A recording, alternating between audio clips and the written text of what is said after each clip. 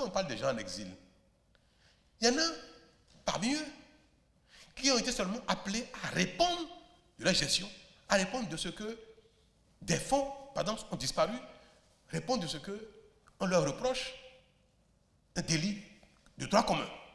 Ce n'est pas qu'ils ont commis une faute politique ou bien ils ont commis une faute dans le champ politique direct.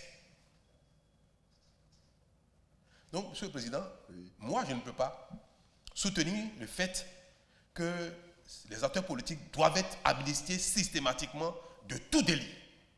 Parce qu'ils sont acteurs politiques. Si jamais on fait la promotion d'une telle chose, alors tous les Béninois deviendront des acteurs politiques, deviendront des chefs de partis politiques ou des acteurs politiques pour que toute faute soit impunie au Bénin. Quelqu'un pose des actes attentatoires à la vie d'autres dans le processus électoral. Là encore, je peux comprendre que dans le processus électoral.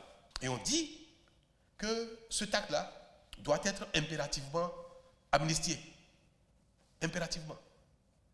Quand est-ce que, au Bénin, nous allons instaurer un climat d'équité, de sorte que, qu'on soit acteur politique ou non, on répond de ces actes. Moi, je n'ai pris aucun décret pour envoyer un acteur politique ou un Béninois en exil. Donc, quand on me dit il faut que nos frères et sœurs en exil rentrent, je dis, je souhaitais qu'ils rentrent. Effectivement, certains vont répondre, certains vont être peut-être reconnus non coupables, d'autres coupables, et répondront de leurs actes. Mais ceux qui sont en exil, Monsieur le Président, ils ne sont pas en exil de leur propre chef, de leur propre responsabilité, à leur propre initiative. Et pour moi, cette question-là, elle n'est plus d'actualité.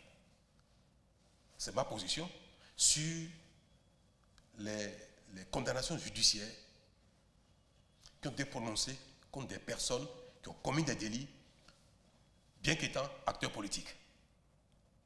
Ceux qui sont en exil, moi je n'envoie personne en exil. Et je souhaite au contraire que chacun de puisse rentrer librement. Et s'ils sont convoqués devant la justice, qu'ils répondent, parce que nous sommes tous égaux devant la loi, devant la juridiction. Et c'est pour ça que, Monsieur le Président, Monsieur le Vice-président, je voudrais que cette question-là, en ce qui me concerne, ne fasse pas l'objet de beaucoup de débats, parce que ma position est claire là-dessus.